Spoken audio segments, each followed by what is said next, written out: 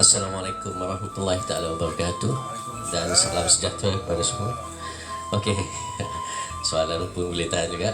Sebenarnya saya tidak berapa arif sangat tentang beras, tetapi seperti mana yang kita sedia maklum, beras merupakan makanan ruji kepada rakyat Malaysia dan secara generalnya tidak sepatutnya berlaku ketidakadaan beras.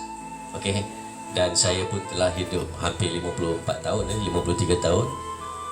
Sebelum ini kita tidak pernah pun menghadapi masalah ketiadaan beras tempatan, especially.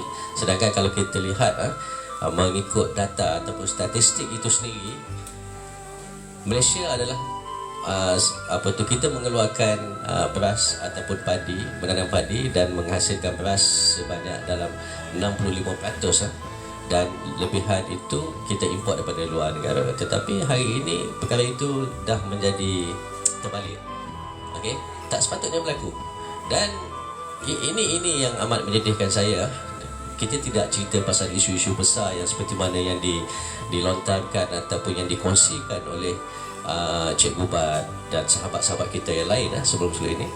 Tetapi masalah beras pun Anwar Ibrahim tidak mampu untuk menyelesaikan. Ini adalah satu perkara yang amat-amat bukan menyedihkan lagi, tetapi memalukan.